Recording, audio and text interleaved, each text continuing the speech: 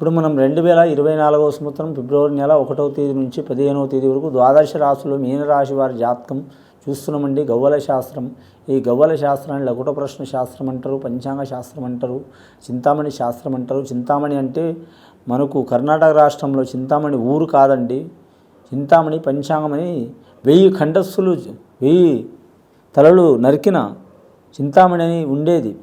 అలా ప్రకారం 1000 రకాల బాధలున్నా, 1,00,000 రకాల బాధలున్నా ఆ చింత తీర్చే యోగం కాబట్టి చింతామణి శాస్త్రం అన్నారండి. గవ్వలే చూద్దాం వారి పేరు మీద ఎలా ఉందో మీనరాశి వారి పేరు మీద.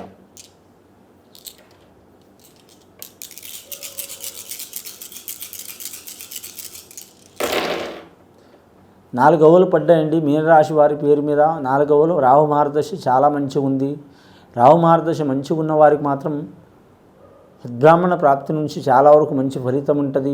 ఆధ్యాత్మిక ధోరణిలో వెళ్ళాలి తప్పకుండా. వారి జాతక బలంలో వారంలో ఒక్కసారి అయినా సరే ఏదైనా దేవాలయం, వారు నమ్ముకున్న దేవుడు కావచ్చు, దేవత కావచ్చు, వెళ్ళటం మంచిది. అలాగే పితృవాక్య పరిపాలన చేయాలి. పెద్దల మాట ప్రకారం నడవాలి. పెద్దల్ని గౌరవించాలి.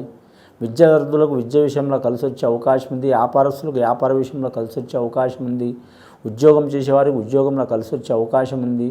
భార్య భర్తలతో మాత్రం అనురాగం మంచిగానే ఉంటుంది, కానీ లోపల కొద్దిగా మాత్రం దెబ్బలాట, గుద్దులాట అంటే అపార్థం చేసుకోకండి. ఏదో ఒక ఇబ్బంది ఉంటుంది కానీ బయటపడరు. అటువంటి సంఘటనలు ఉన్నాయి. ఎల్నాటి శని ప్రభావం వీరికి మొదలైంది. ఆల్రెడీ మొదలై 2 సంవత్సరాలు అవుతుంది. ఇంకా 5.5 సంవత్సరాలు ఉంటుంది కాబట్టి చాలా జాగ్రత్త తీసుకోవాలి. కానీ మాత్రం ఈ శని పోవడానికి మాత్రం చెప్పాలంటే ఇప్పుడు కుదరదండి. ఎంత ఓపిక ఉంటే అంత మంచిది. మాతృవర్గం నుంచి మాత్రం గండాలు జరిగే అవకాశం ఉంది. పితృవర్గం నుంచి నష్టాలు జరిగే అవకాశం ఉంది. ఎంత ఓపిక ఉంటే అంత మంచిది. తన భయమే తనకు దయ్యం లాంటిది, అలాగే తన కోపమే తన శత్రువు లాంటిది. ఈ రెండిట్ల కంట్రోల్ ఉండాలి. మనిషికి మాత్రం 1000 రకాల ఆలోచనలు ఉంటాయి. ముఖ్యంగా మాత్రం వీరి జాతకంలో చూడాలంటే మాత్రం అంశ భారీగా ఉంది. కానీ రవి మహార్దశ ఉన్నవారికి కలిసి వచ్చే అవకాశం ఉన్నదండి. రేవతి నక్షత్రం వారికి కలిసి వచ్చే అవకాశం ఉంది. ఉత్తరాభద్ర నక్షత్రం వారికి మాత్రం శని అధిపతి కాబట్టి ఇబ్బందులు పడే అవకాశం ఉంది. అలాగే వీరి జాతకంలో చూడాలంటే మాత్రం ఒక కొత్త వాహనం కొనాలనుకున్నా, తీసుకోవాలనుకున్నా, లేదా ఇంట్లో గృహోపకరణాలు తీసుకోవాలన్నా కలిసి వచ్చే అవకాశం ఉంది. వ్యాపార విషయంలో చూడాలంటే ఏ వ్యాపారం చేసినా కూడా మాత్రం సరి సమానం ఉంటుందండి. వస్త్ర వ్యాపారం కలిసి వస్తుంది, ఫ్యాన్సీ వ్యాపారం కలిసి వస్తుంది, కిరాణా షాప్ వ్యాపారం కలిసి వస్తుంది, కరెక్ట్ మాత్రం చింతపండు వ్యాపారం కలిసి వస్తుంది, కూరగాయల వ్యాపారం కలిసి వస్తుంది, వంకాయ వ్యాపారం కలిసి వస్తుంది, దోసకాయ వ్యాపారం కలిసి వస్తుంది.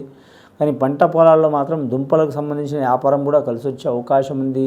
ఇంకా మత్స్య కార్మికులు కూడా కలిసి వచ్చే అవకాశం ఉంది. కానీ కొన్ని నష్టాలు కూడా వస్తాయి వారి పేరు మీద. కానీ వారి జాతకంలో మాత్రం నీటి విషయంలో జాగ్రత్తగా ఉండాలి. నీటి గండాలు వచ్చే అవకాశం ఉన్నాయి. నీటి గండాలంటే సముద్రాలు ఈదటం, గుంటలు ఈదటం, లేదా నదిలో ఈదటం కాదండి. మామూలుగా కూడా వాటర్ నుంచి ప్రాబ్లం వచ్చే అవకాశం ఉంది. కానీ మాత్రం దీర్ఘకాలంగా రోగం ఉన్నవారు మాత్రం చాలా జాగ్రత్తగా తీసుకోవాలండి. తీసుకుంటే చాలా మంచిది. రెండవసారి గవ్వలే చూద్దాం.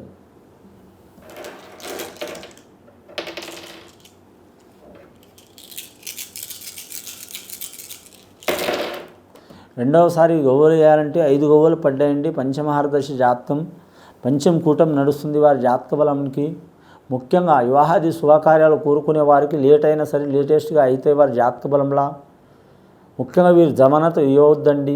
జమానత్ కావద్దు. జమానత్ అంటే మధ్యవర్తి కావద్దు. డబ్బుల గురించి కానీ, పెళ్లి గురించి కానీ, ఇల్లు గురించి కానీ, స్థలం గురించి కానీ జమానత్ కావద్దు. అవసరమైతే ఇవి 1,00,000 రూపాయలని ఇవ్వచ్చు. అప్పు కాదండి, మామూలుగా ఇవ్వచ్చు, వస్తాయి. కానీ అప్పు ఇచ్చేటప్పుడు కూడా జాగ్రత్తగా ఉండాలి. అప్పు తీసుకునేటప్పుడు కూడా జాగ్రత్తగా ఉండాలి.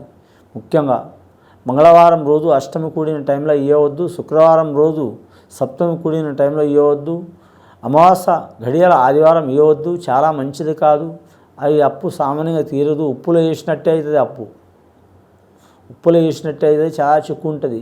మన భారతదేశంలో అన్ని దొంగిలిస్తారు కానీ ఉప్పును దొంగిలించరు. ఎందుకంటే ఉప్పు తీసుకుపోయినప్పుడు ఎవరు ఉప్పు పాత్ర వేసినట్టు అవుతుంది మన జీవితం. అలా అయ్యే అవకాశం ఉంది. ఒకవేళ మాత్రం మీరు రుణం ఇవ్వాలనుకుంటే మాత్రం కుడి చేతిలో ఇచ్చి ఎడమ చేయి దానికి ఇట్లా టచ్ చేసి మాత్రం వేయండి, చాలా మంచిది. స్త్రీలు మాత్రం బంగారు ఆభరణాలు తీసుకోవాలనుకునేవారు, వస్త్రాలు తీసుకోవాలనుకునేవారు, అలాగే గృహోపకరణాలు గృహానికి సంబంధించిన వస్తువులు తీసుకోవాలనుకునే వారికి కలిసి వచ్చే అవకాశం ఉంది. విశ్వమాసం చాలా వరకు శుభయోగం ఉంది.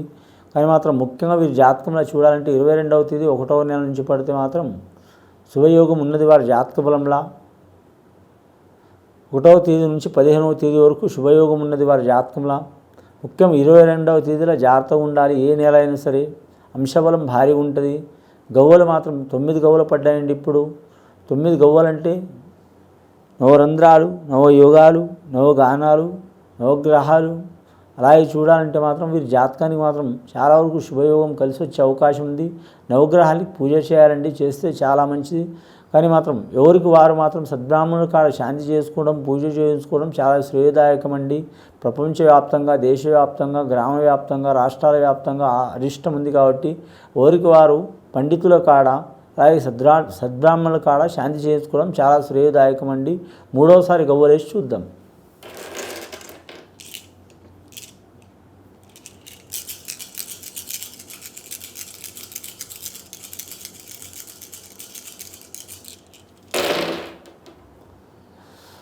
మొత్తం 5 గవ్వలు పడ్డాయండి. వీరి జాతకాన్ని చూడాలంటే 14 సంఖ్య పడ్డదండి. మొత్తం 4, 5, 5 14వ సంఖ్య పడ్డది. వీరు 14 లోకాల్లో ఎక్కడ పోయినా సరే మాత్రం కలిసి వచ్చే అవకాశం ఉంది. వీరి జాతకానికి లాస్ట్ సంఖ్య మాత్రం 5, 4, 5, 5 అంటే మాత్రం 14వ సంఖ్య. రాహు మార్గదర్శ కలిసి వచ్చే అవకాశం ఉంది. బుధ మహార్దశ వ్యాపారస్తులు కలిసి వస్తుంది. వీరి గుణం ఎట్లా ఉంటుందంటే రూపాయి ఖర్చు చేస్తే 10 రూపాయలు రావాలనుకుంటారు. ఒకరిని ముంచాలని గుణం ఉండదు, మునగాలని గుణం ఉండదు. అసలు అర్థం కారు. అసలు స్వభావం ఉంటుంది వీరి జాతకానికి. వీరి పేరు మీద రేవతి నక్షత్రం వారు పచ్చని స్టోన్ ధరించడం మంచిది. వెండితో కానీ, బంగారంతో కానీ, ప్లాటినంతో కానీ.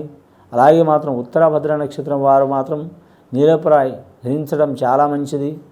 కానీ మాకు కలిసి వచ్చే అవకాశం ఉంటుంది. దారిద్ర్య బాధలు తొలగిపోయే అవకాశం ఉంటుంది. పెద్దల ఆస్తి కలిసి వచ్చే అవకాశం ఉంటుంది. కోర్టు కేసులు, చిక్కులు, చికాకులు, భార్యాభర్తలతో దూరం ఉన్నవారు దగ్గరకయ్యే అవకాశం ఉంది. లేదా దిద్దుతాయి కళ్యాణం అంటే 2వ కళ్యాణం చేసుకునే వారికి ఆడవారు కావచ్చు, మగవారు కావచ్చు, స్త్రీలు కావచ్చు, పురుషులు కావచ్చు కలిసి వస్తుందండి.